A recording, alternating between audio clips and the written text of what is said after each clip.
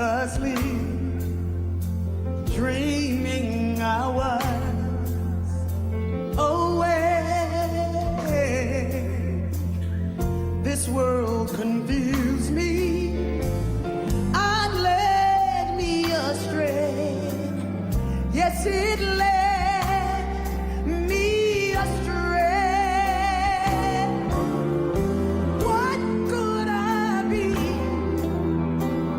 to please my mother? What could I do to bring peace to my father? I was spinning around till I finally found that part of me that was always free. Now I'm here for my God to reveal what was said in the beginning. Yes, I am.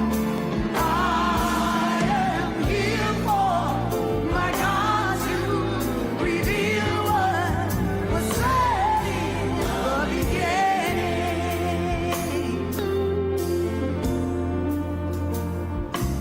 If you're walking asleep, pulled by the weight of this world,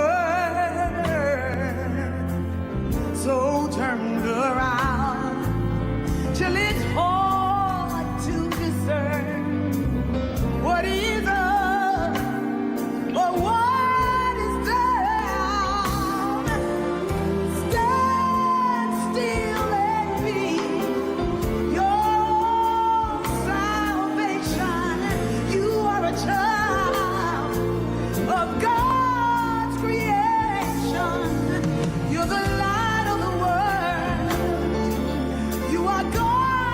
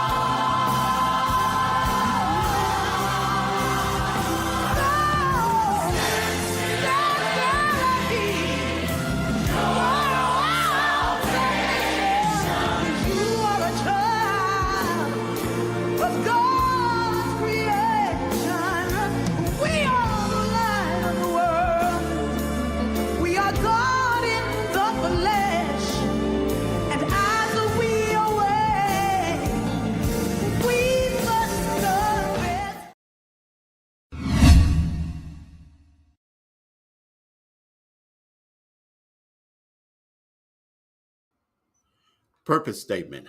Our purpose is to create a spiritual community that recognizes that there is one presence and one power in the universe, God. Daily, we actively practice this spiritual truth. We open our heart space to each person to acknowledge one another as expressions of God. It is in each other that we see God.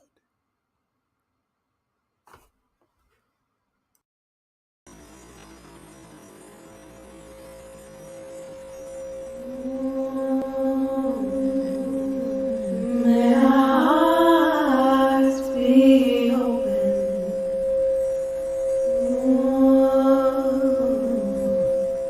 May our hearts be open.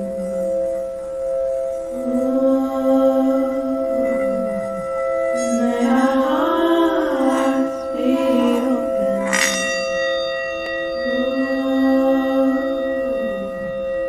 May our hearts be open.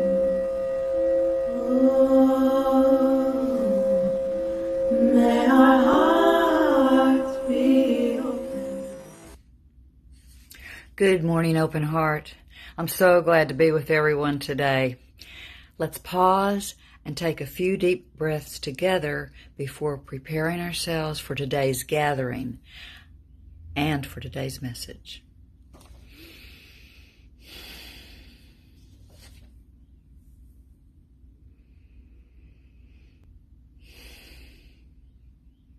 Today, I'm grateful for this opportunity to be together again, wherever we are, some nearby and some far away, some in this moment and some being with us later. Wherever and whenever you are watching, let us take this opportunity to calm our thoughts, to be ready for the gifts of our gathering, knowing that we are all connected by Spirit, and knowing that the more we are able to let go of all the distractions, all the to-dos, all the what-ifs, the what's next, and to just be in the present, listening deeply, the more our hearts will be able to receive today's words. I see us all now being present and open for today's journey. Amen, Ashe, and so it is.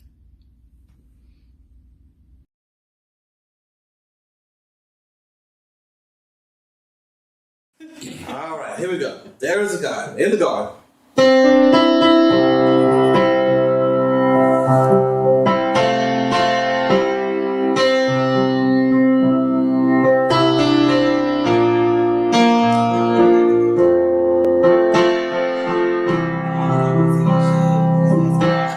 There is a garden where dreams come true, a beautiful garden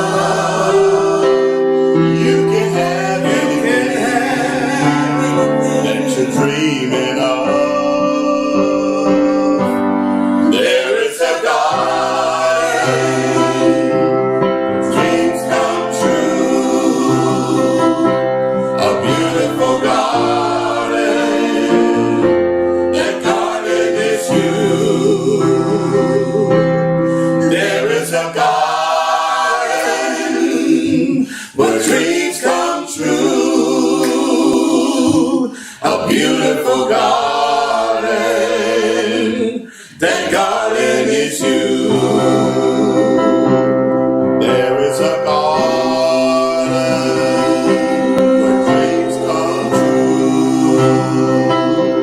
A beautiful garden. That garden is you. Such a beautiful garden. That garden is you.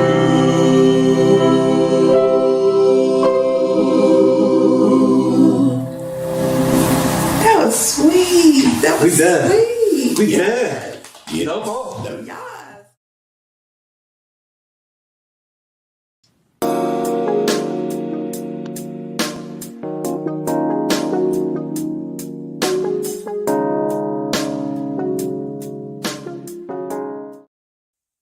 What comes from the heart reaches the heart. Good morning and welcome to our Heartstream for this Sunday, October the 29th, 2023. I'm so glad that you have joined us for this morning's Heartstream. It's always great when you have joined us for the Heartstream. Put that aside, and that you're a part of this movement and consciousness, this movement of spirit. Thank you for all of the things that you do. I will start off by saying that we will not have our fellowship today. I know that we've had to cancel the last few months, but there is something in store that I will talk about in just a moment for the month of November that's going to be on that we will do. I do want to personally thank Krista Wright Thayer, who has been so gracious for allowing us to use the Haven. Krista, for those of you who don't know, is the director of the Haven, and one of the things, she has a lot of responsibilities in her job, her schedule during the week, in addition to the regular daily hours. She's attending events to have different events and all of that. When I just recently talked with her, she was on her way leaving the event. In addition, she is a PhD student at the University of Memphis right now. Got a lot going on with that. And then she's also a wife, and she and her husband, Matthew, have a dog, and there are many interests in the other things that they are doing as well. But and Chris is also one of the members of our prayer team. Every Tuesday morning, she starts out her prayer call, happy Tuesday, everyone. And whatever I call Krista about and ask her, she's always willing to do so. Thank you, Krista. And we will be back on track for November with some things. So let me just go ahead and talk about that. Many of you know that my wife, Emma, has been working diligently, it's almost 3 years now, to open up a therapeutic bath spa massage studio. She's been, over the years, she's used space in our home for her massage studio, but she wanted to expand that to include therapeutic baths. So, people who often go over to hot springs to have those baths and massages and experiences there. But she wanted to have that in Memphis so people didn't have to make the trip. She is at the point where the spa is just about ready to open. Everything is in place. All of the inspections, except for maybe one or two more, have been passed, and she's ready. So on Sunday, November the 26th, which is the Sunday following Thanksgiving, that Thanksgiving weekend, from 3 o'clock to 5 o'clock will be a grand opening reception. And I'm making that day our time of fellowship and inviting all of the Open Heart family and beyond to come, to have an opportunity to tour the space, to have an opportunity to enjoy refreshments. And as I say, see old friends and make new friends. But it's an opportunity again for us as our Open Heart family to fellowship together. So I want to say that. And there are other things that we have in store as we move into the heavy holiday season, and you'll hear more about that as well. I want to thank you, as always, for all of the support that you provide us at Open Heart through your financial gifts, through your prayers, through your participation. Again, please share our Heartstream with others. Share the word about Open Heart with others. Let them know what is happening, what is taking place.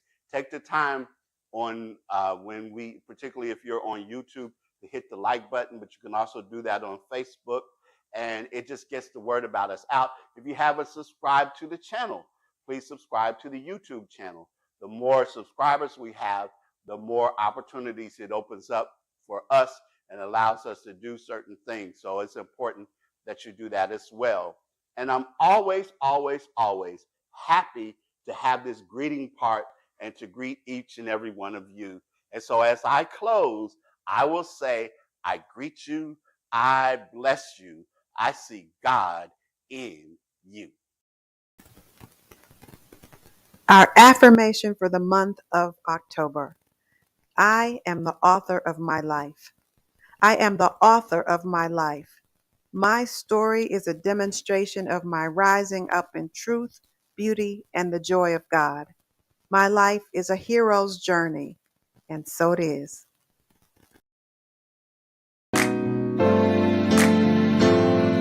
Today is a day like no other day.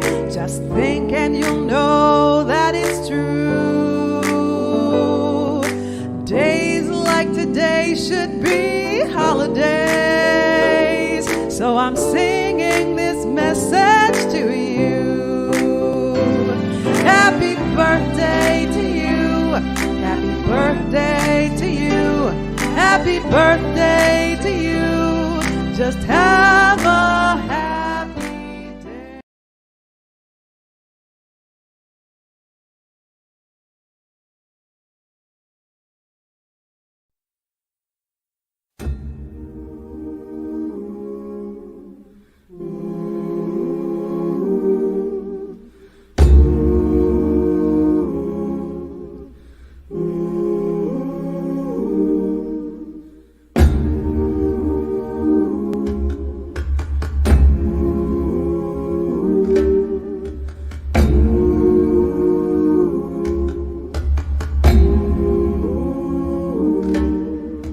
Welcome magic and wonder, brilliance and grace. Welcome joy, satisfaction, pleasure and strength. Welcome essence, beauty, presence, time, spirit, form and space. Welcome excellence in every blessing, sacred and praise. What I see, I am. What I want to know, I understand. All I wish I could, I can. Who I want to be, I am. What I see, I am. What I want to know, I understand. All I wish I could, I can. Who I want to be, I am.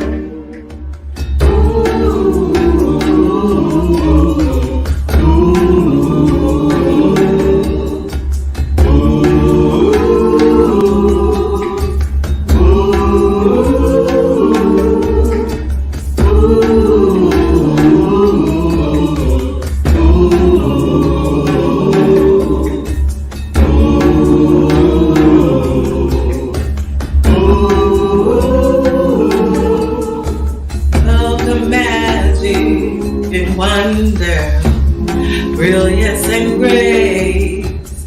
Welcome joy, satisfaction, pleasure and strength. Welcome essence, beauty, presence, spirit, form and space.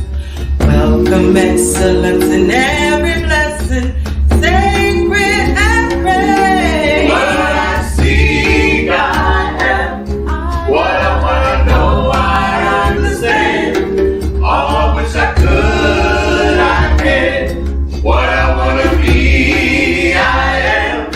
What I see, I am. What I want to know, I understand. All I wish I could, I can. Who I want to be, I am. I am the seed, I am the tree, I am the flower, I am the weed, I am fire, I am wind, I accept love and also I give. I am loud and I am mighty, I am silent, I tread lightly, I am brave and monumental, I am modest and I am gentle. I I am student and I teach. I am the sand and I am the beach. I am peace and I am power. I am bridge and I am tower. I am peace and I am wild. I am mother, I am child. I am many, I am few. I am God and God is you. What I see, I am. What I want to know, I understand. All I wish I could, I can. Who I want to be, I am. What I see, I am. What I want to know, I understand. All I wish I could, I can. Who I want to be, I am. To be.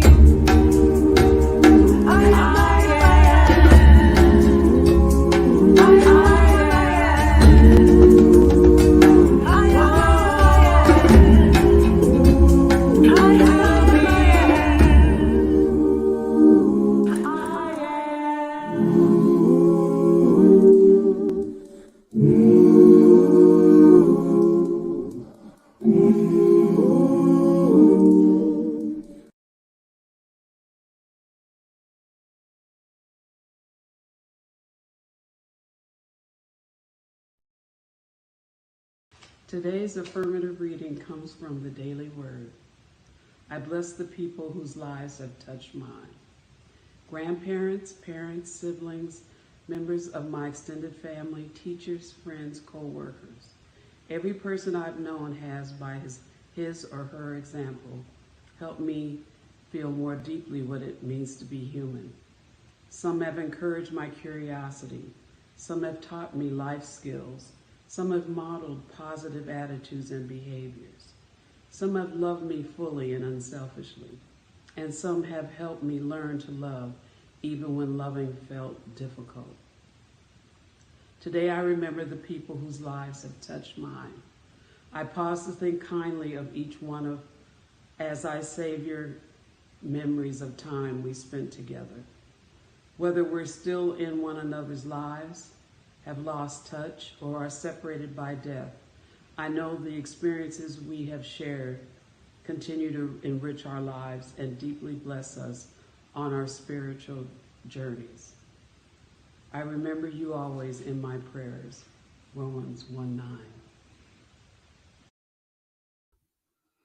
Once again, it's time for our announcements. Hope you will find out more about what's happening with our spiritual center. We're so glad that you have joined us today. At Open Heart, we believe in the power of affirmative prayer. Each and every individual and family you see represented here, we continue to pray for you. Our prayer team each morning remembers you, and we hold the space for you, as well as all of you who are a part of our Open Heart family. There are several ways to give to Open Heart: through our Cash App at OHSC 901, online at OHSC901.com, or text the word GIVE to 615-422-4292. Begin or continue your day with prayer through our daily affirmative prayer call every morning at 8 a.m. Central Time, 901-586-8755. We won't have our fifth Sunday fellowship this month, but next month, on Sunday, November the 26th, my wife, Emma Crystal, cordially invites Open Heart to the grand opening reception of her Amani Therapeutic Bath Spa and Massage Studio at 306 South Main, downtown. You'll have an opportunity to tour the facilities. We will have food and the opportunity to meet old friends and make new friends. And we hope that you will join us for this very, very special occasion, a dream come true for Emma. I'm delighted to share this video of Michelle Montgomery.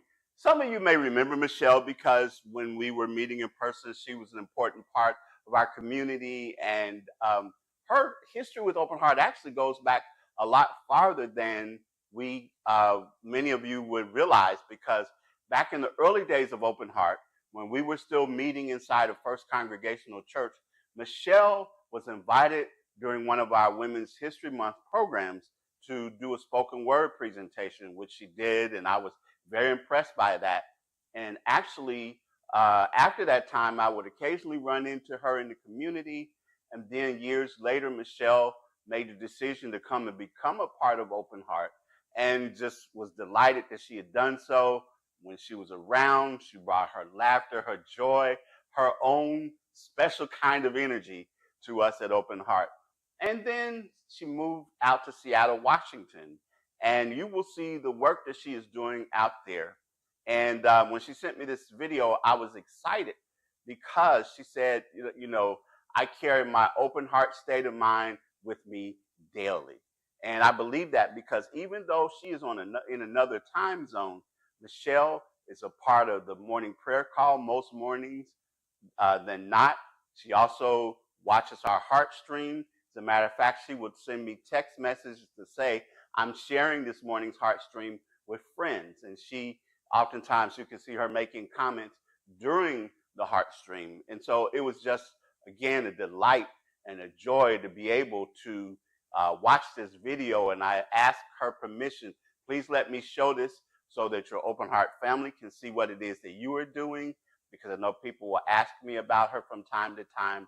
And so without further ado, I want you to see Michelle and the work that she does for this organization, Community Passageways. They contacted her and recruited her for this position after they heard about the work that she's doing and her special talents and abilities. So as a case manager with any organization, but especially with this one, once referrals are brought in from a family that's been affected by gun violence, what I will do, of course, is to find them resources, anything that's needed in general case management. And of course, as you know, gun violence is it's primarily caused when people are in lack. First of all, lack of love, but then you have lack of other things such as food, clothing, shelter. A friend of mine named Elijah Lewis, who I only knew for a few months, I was working at a position as a case manager, working with families, and every time that I would try to take a step forward to give people the help that they needed, it always seemed as though I was held back from getting them the resources that they needed as people of color. So I called him one day in tears and told him that I just couldn't take it anymore. I'm getting older, and I didn't want to live the last part of my life not doing the work that I've always done, but having it affect some type of change for the better. And CP was one of the agencies that reached out to me, and they reached out to me about a week after he died, and he died from gun violence. And that was the turning point for me. Our priority is the Central District. We just want to make our mark and letting everybody know that with everything that's been going on in Seattle, all the negative things you hear in the media, we're here to make our stamp and to win Central District. 23rd and Jackson is the heart of America, and I'm really taking that seriously. It really resonated with me today, and that's what I want everyone to take home with them, is that the work that we are doing on this block and this location doesn't just belong to us, but it belongs to everyone. And again, when we say that this work we do, this is the heart of the CD. I'm the heart of the CD, and we get to bring that work to the front and center of what we do. The work that CP is doing, which I believe is for the good, share the things that are the outcomes of what happens when you engage with the community. Everything is supposed to start with love, and that's something that I'm learning and that I'm hearing in Seattle, is that I never hear love first. And when I go out into the streets and I talk to people, by merely saying hello or good morning, it just starts with that. Community Passageways is going through a lot, and we are evolving, and a part of my role was to be the driver of the change. This is a young company, and as a young company and young organization, the growth that it has seen, the stories that I've heard, and the testimonies that I've heard is some of the things as to why you should just continue to support Community Passageways. The work we do out in the streets, there is an unconditional type of love and support that we provide. There is no boundaries that we adhere to as far as the services we provide. We help everybody, and we help everybody without any bias.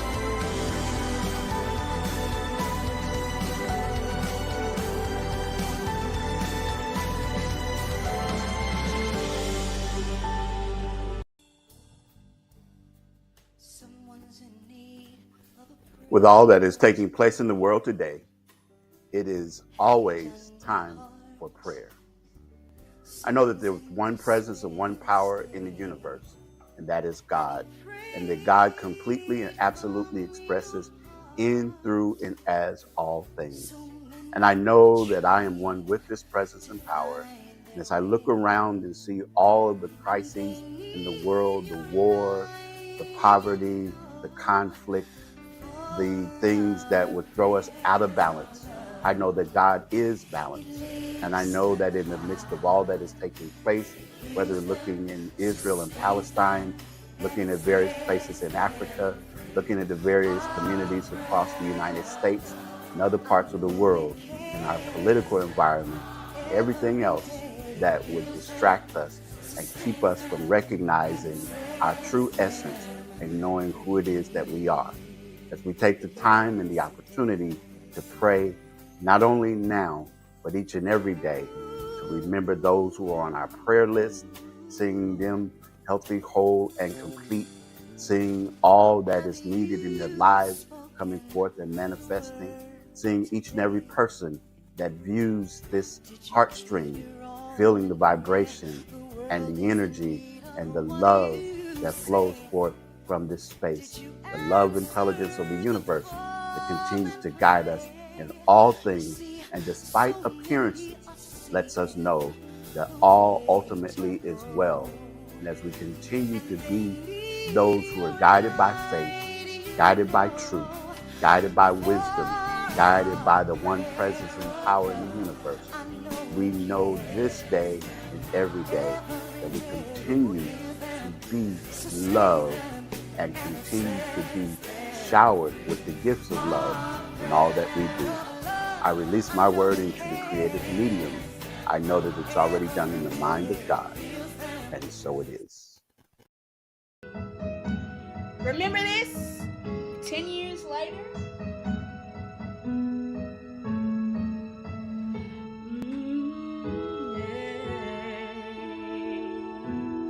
There's a hero. If you look inside your heart, you don't have to be afraid of what you are. There's an answer. If you reach into your soul, and the sorrow that you know will melt away.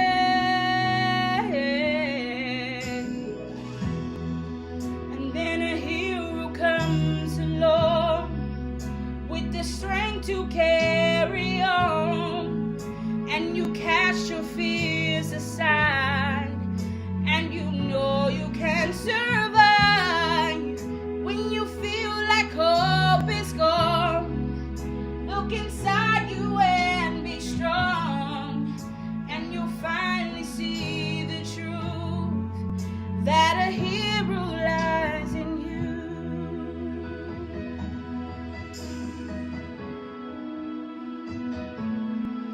It's a long road, and you face the world alone. No one reaches out a hand for you to hold. You can find love if you search within yourself, and the emptiness you felt will disappear.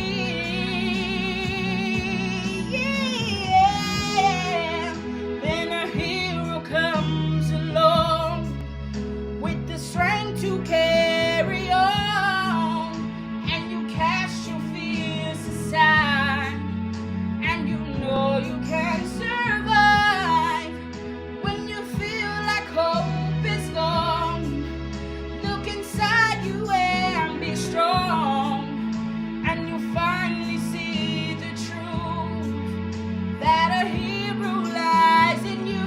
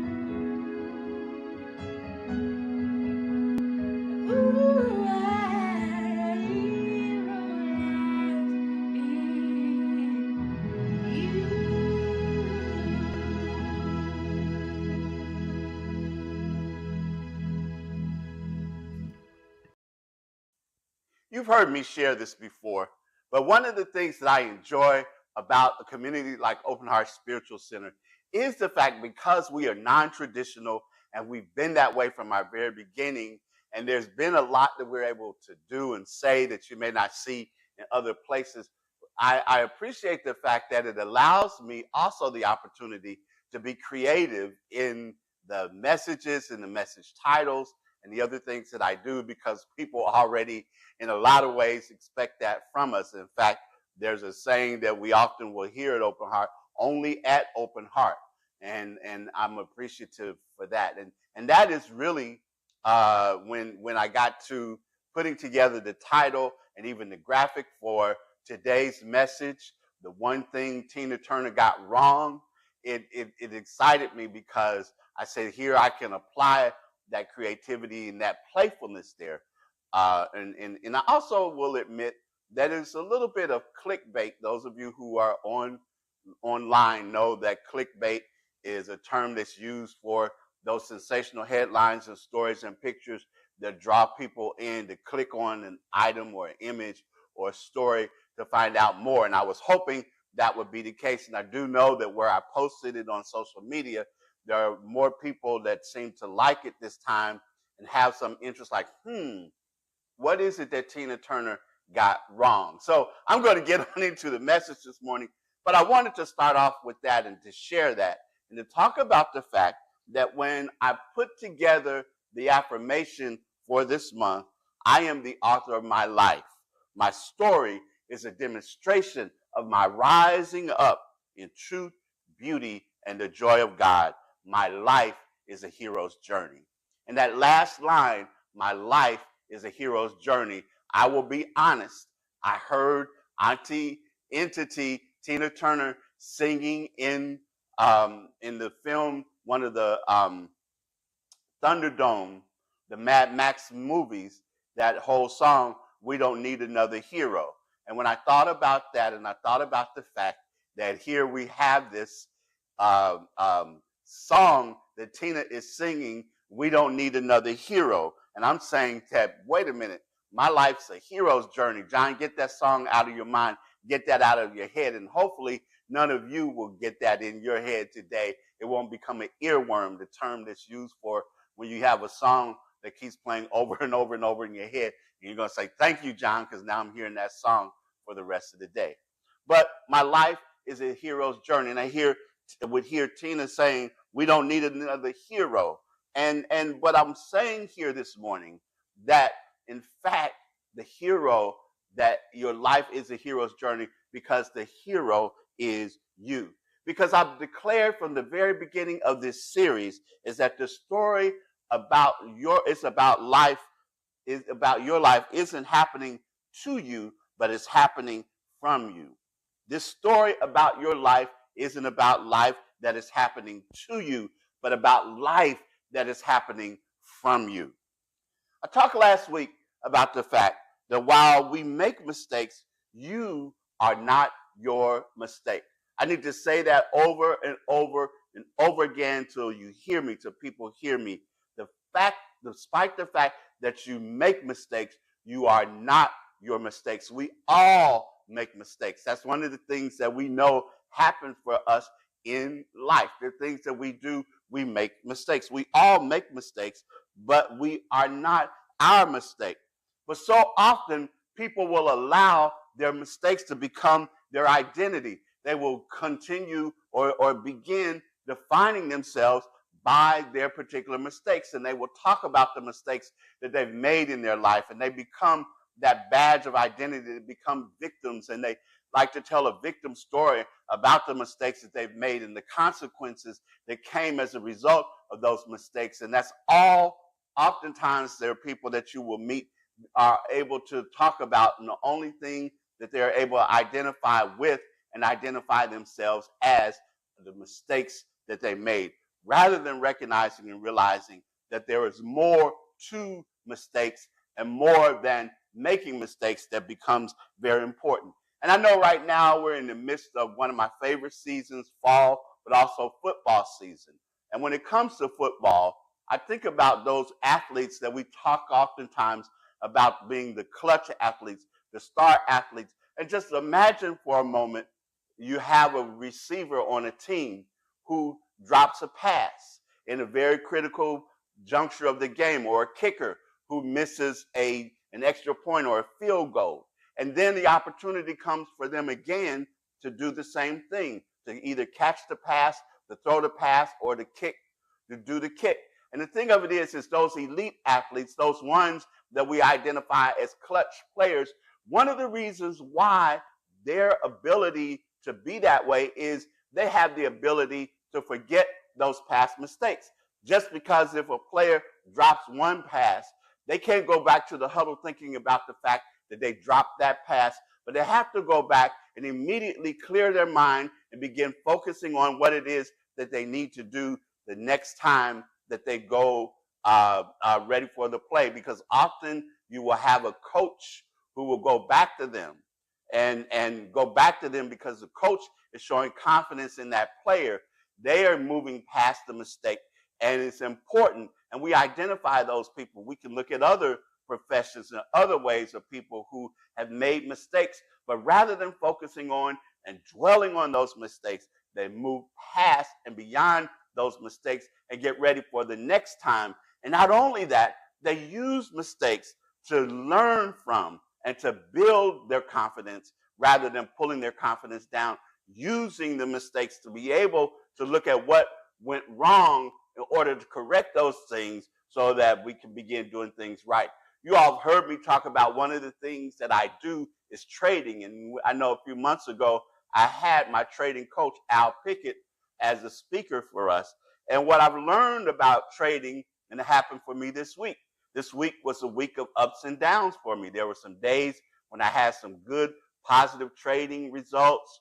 And even on those days were mixed, and some where I didn't. Some times where it was clear that I made mistakes. The way the market works, you're not going to win 100% of the time. But there were some clear mistakes that I made as I got caught up in the momentum of the market and things that were happening. But the fact of the matter is, why I celebrated on Friday when the market closed, the reason I celebrated was because I was able to look at those mistakes that I had made during the week. And by Friday, I had made some corrections and ended up with a good day because of that. I knew that what was happening, what my tendency was to immediately go to those mistakes that I had made. And I had to say, okay, John, you need to clear your mind, move those past mistakes out of the way. What have you learned from them? Now it's your opportunity to do those things. This is important. And that's why in New Thought, we really focus on what the original meaning and intent of sin, yes, S-I-N, sin, you don't hear me talking about sin a lot, but because in New Thought, we don't dwell on the focus, particularly when it comes to personal sin and original sin. The fact that you hear oftentimes in traditional ways of understanding that we are miserable sinners and a wretched worm is I, and all of that. But sin in its original meaning, its original intention, was simply missing the mark. Missing the mark. As a matter of fact, the word that is found in the New Testament for sin is an archery term.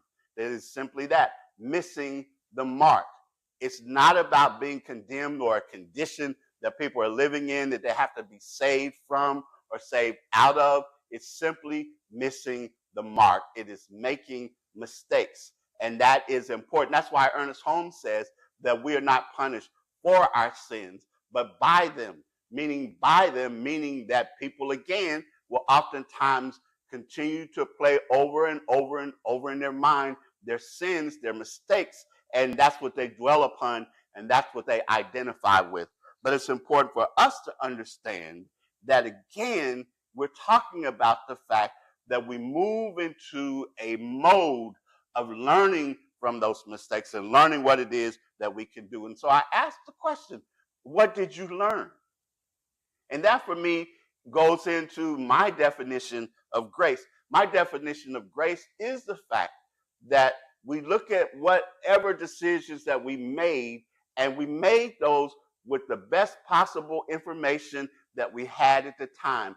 We made those decisions. We performed those actions based on where we were at the time. Often we tend to, after the fact, reflect upon those things, and we know better. And when you know better, you do better. But it's in that moment, understanding that I acted this way, I made this decision because I was thinking this, or I was thinking that, or this was happening for me, or whatever else it might be. And at that time, I'm going to give myself some grace and forgive myself, and not identify with my mistake and say that now I'm a mistake, and move on past that, learning from the process, and learning from the situation and the circumstance. So I'll go back to the affirmation again. My story is a demonstration of my rising up in truth, beauty, and the joy of God. My life is a hero's journey, but my story is a demonstration of my rising up in the truth, the beauty, and the joy of God. The second point I want to make is to say you are not a book reviewer. Yes, I said you are not a book reviewer. So don't spend time being a book critic. If you talk to other people the way that you talk to yourself, you'd have 0 friends, no job, and you'd probably be living in a prison cell.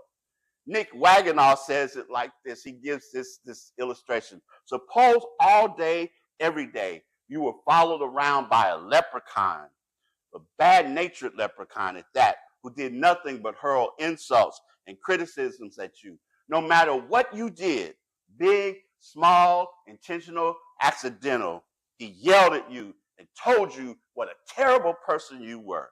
Now, even if I told you that everything that little leprechaun says to you is completely false and you shouldn't believe a word of it or let it get to you, how do you think you feel after a couple of hours with him by your side, much less a couple of weeks or years?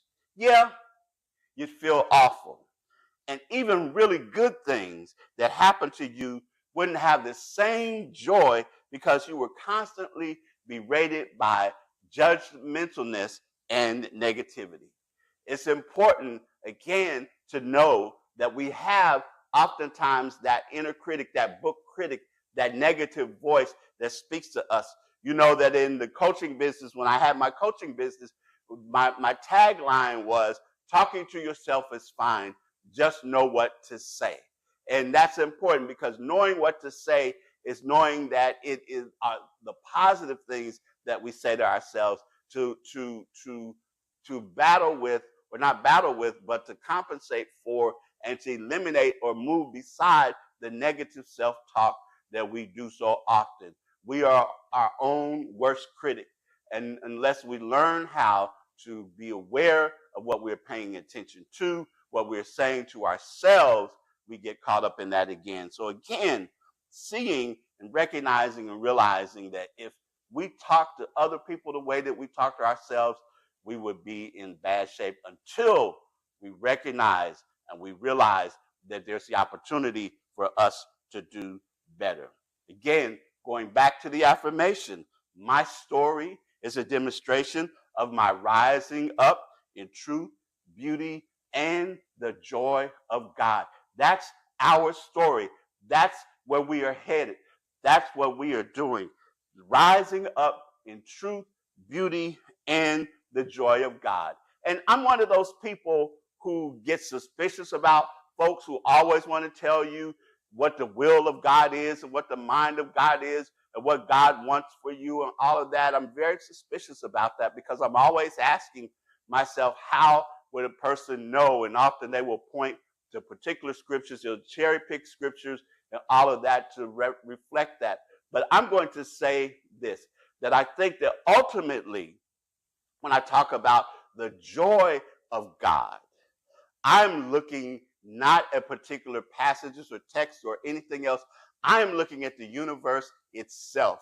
And I believe, and I'm going to say this for me, that I believe that a part of the joy of God we can see expressed. I think that the universe, that nature, God, the love intelligence of the universe, however we choose to find, gets excited about us when we live our lives from truth and beauty. And the fact of it is we can see the way, even in this season of the year, the trees, the leaves falling off of the trees and the grass turning brown and all of that, there is still beauty in that. We see the beauty of the leaves as they turn their golden color. And I know, having grown up in Ohio, I appreciated that even more than maybe I see that oftentimes in Tennessee. But there, it was my favorite time of the year, because that golden amber color that the leaves would take on as they fell down from the trees and would be in the yard. Yeah, I'd have to rake them up. But there was something in the beauty of that, and even the trees in their bareness, the majesty of that, and all of that. I was looking last night at the moon, the full moon, as it was coming, and I believe that the default, and we hear Martin Luther King talk about the arc of the universe is toward justice, and I also think that the arc of the universe is toward joy and beauty, and those things are a part of this whole celebration of life as we talk about. And so I'm saying again that it's important for us. And going back to the affirmation, my story is a demonstration of my rising up in the truth, beauty, and the joy of God. And finally, saying to you that this book, this story that we are writing, that we are creating, takes, guess what? A lifetime. Yes, it takes a lifetime, because there'll be a lot of time to review once it's over. But I know that in this moment that is going to take a lifetime, because we are constantly writing and revising and rewriting and revising and learning and starting over in some cases, and adding on to and improving and revising and all of the other things that are a part of this wonderful, magnificent journey called life, this thing called life. And as we do so, things happen for us, things move for us, and we have this awareness and this understanding that is a part of it all. And getting back to this idea of reviewing our lives once it's over, I know there are many theories and many thoughts about what it is that when we reach the end of our life, our life's journey here on this plane and all of that. And I can remember years ago as I was doing a message and I was preaching, and the thought came to me, and I got excited about it when it came, and I've repeated it over and over since that time. But I don't think that there's going to be a concern about what church you went to, what faith you were a part of, how many times you did one thing or another, or any of all of the other kinds of religious kinds of thoughts that we put together about what it means to live a life. I think that it's going to boil down to one simple question. This is the idea that came to me that's a part of that review. And that is, what did you do with what you had where you were? What did you do with what you had where you were? And for me, that focuses completely on you, the story of you. What did you do? Not what did someone else do, but what did you do where you were? But I wasn't like another person. Not talk about you were like another person. What did you do? And I wasn't in this kind of environment. I didn't have these opportunities like other people. That's okay. That's fine. But you were somewhere where you were. What did you do where you were? What did you do with what you have where you were? So what you have, I didn't have all of the talents or the knowledge or the education or the finances, but you had something. What did you do with that? Because again, what we get in life is a gift from God. What we make of that life is our gift to God. What did you do with what you had where you were? And finally, and I know preachers say finally, going back once more to this affirmation, I am the author of my life. My story is a demonstration of my rising up in truth, beauty, and the joy of God. My life is a hero's journey. And you heard the song at the beginning before this message from my daughter Shelly, and the words here, and then a hero comes along with the strength to carry on, and you cast your fears aside, and you know you can survive. So when you feel like hope is gone, look inside you and be strong. And you'll finally see the truth that a hero lies in you. It is your story. It is your life. Your life is a demonstration of rising up in the truth, the beauty, and the joy of God. Your life and my life is a hero's journey.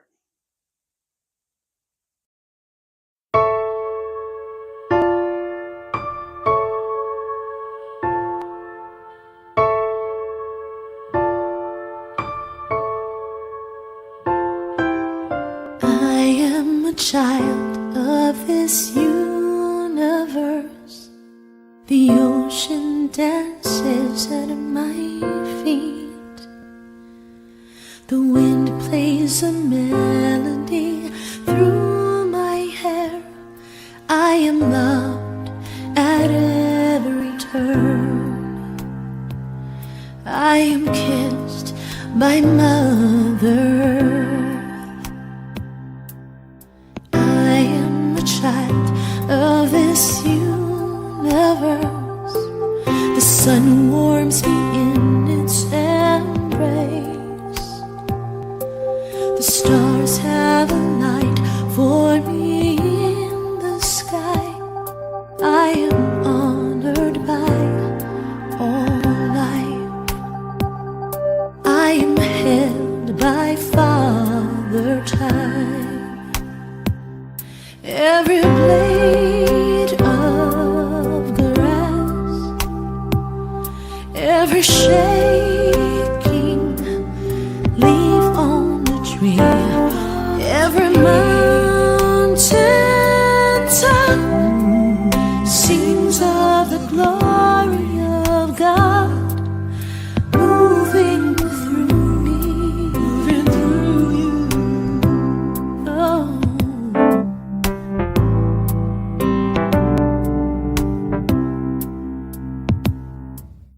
I am a child